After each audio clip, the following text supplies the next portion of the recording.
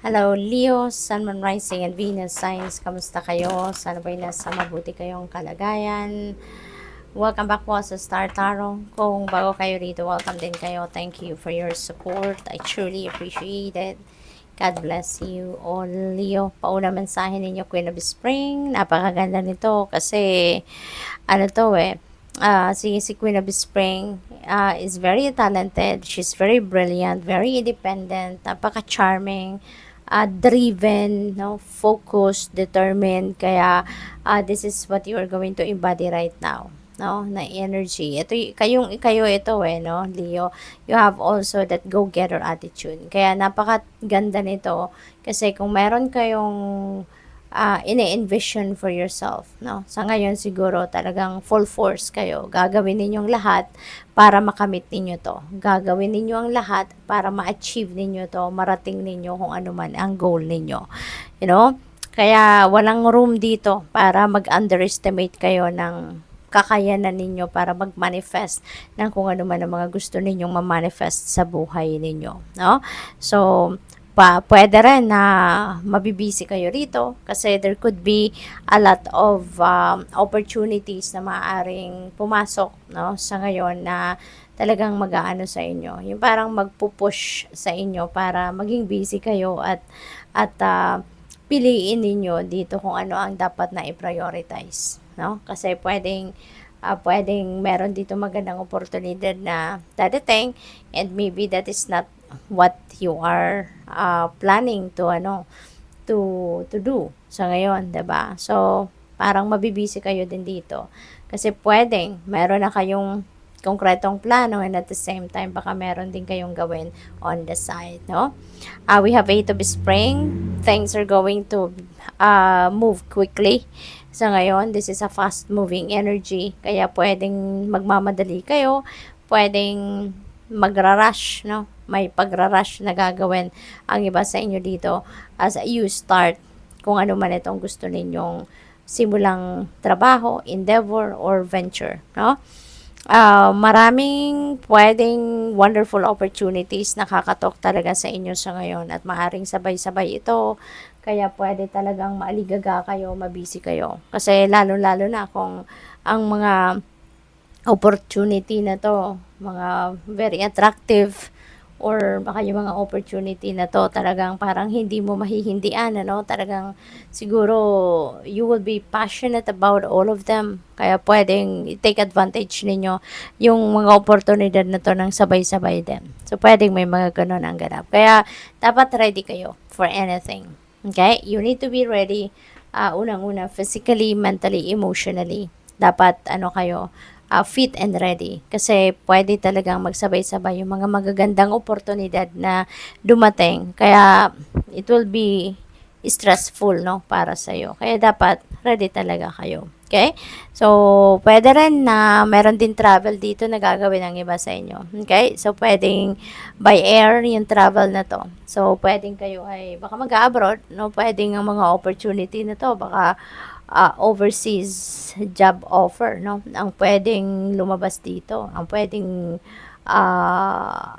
dumating, no? Na oportunidad. So, good luck sa'yo. So, what else? We have the world. Wow. So, travel, no? Most likely talagang meron ditong pagbabiyahe na gagawin ng iba sa inyo. And this is an international travel. So, good luck sa'yo. Kasi pwedeng overseas job offer, no, ang meron kayo na dadating dito. Pwede rin na merong offer dito of migration, no, baka merong nag-sponsor sa'yo or pwedeng nagno-nominate sa'yo, no, pwedeng ganun. Or this is also a time for success, no? This is successful time or successful period sa buhay ninyo. Meron kayong mga ginawa, no, na pagtatagumpayan mo na, it's going to come to its full cycle na may completion na dito, may achievement na, kaya congratulations sa inyo kasi kung ano man yung matagal na to, no, matagal, maybe years, no, na pinagtrabahuan ninyo to, pinagsikapan ninyo at ngayon, ayan, so ma-accomplish mo na ang mga ito. So, job well done, 'di ba? At pag may nagtatapos, may magsisimula. So, since maraming wonderful opportunities ang dadating sa inyo rito. So, pwedeng ito talaga yung iti-take advantage ninyo. And before you start, 'di ba, a new endeavor or a new venture, enjoy nyo muna yung accomplishments ninyo rito para mas lalo kayong ma-inspire, mas lalo kayong ganahan, ma-motivate, 'di ba? Na pag nasipagan lalo yung inyong mga ginagawa or gagawin.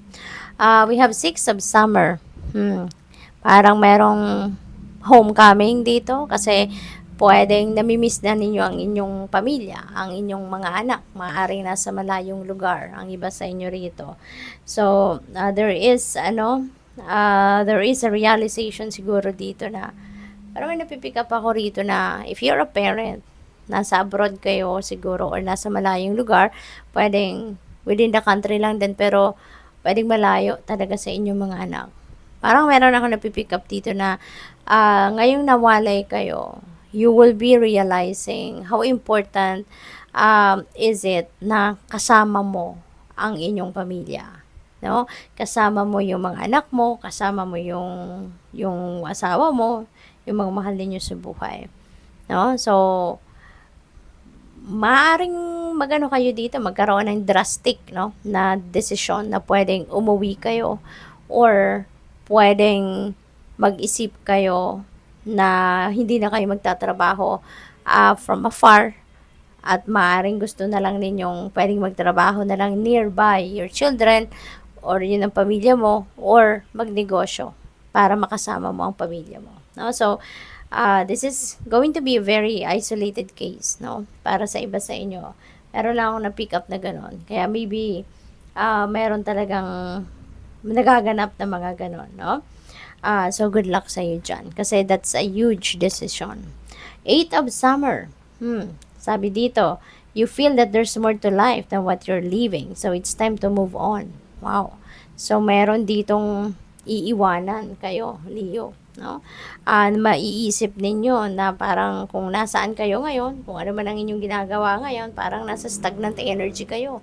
Parang walang progress na. Parang nasa stagnation energy na kayo, na wala na kayong nagagawa, wala na kayong progress.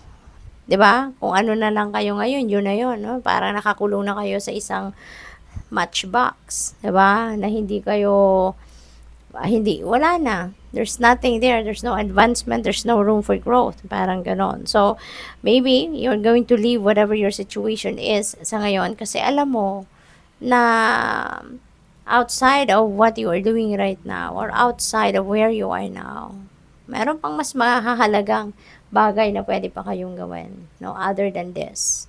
Kaya pwedeng aalis na kayo sa kinatatayuan ninyo ngayon or you're going to move on, no? Because alam mo naman na meron pang ibang bagay kang magagawa para mas mag-grow ka pa, marami ka pang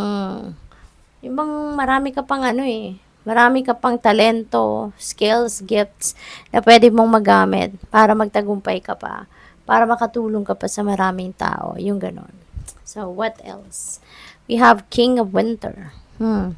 Ayan, so, there is an important reminder para sa iyong spirit dito, no? Na napakahalaga ng communication. Napakahalaga ng pakikipag-usap, ng malinaw, ng effective, 'di ba? Ng klaseng pakikipag-usap. Kasi ang iba sa inyo para sigurong stern ang datingan, 'di ba? Yung parang cold-blooded, parang ganon, no? So, siguro ganon ang iba. But, siguro, for some reason, baka may pinagdadaanan din kayo, 'di ba? Kaya ganon ang pakiramdam ninyo. Baka meron kayong iniisip, 'di ba? Kaya siguro parang hindi kayo sensitive about what is happening around you. So, pwedeng ganon. Pwede rin na baka may pinoproblema kayo. Kaya siguro kung kailangan ninyo ng advice, kailangan ninyo ng opinion ng iba, 'di ba? Or naghahanap siguro kayo ng makakausap, sensible na kausap, then look for one, no? Lumapit kayo sa kung sino man ang mapagkakatiwalaan ninyo at lumapit kayo sa taong alam ninyo na matutulungan kayo. No? So, good luck sa'yo. Thank you for watching. Love and light. Namaste.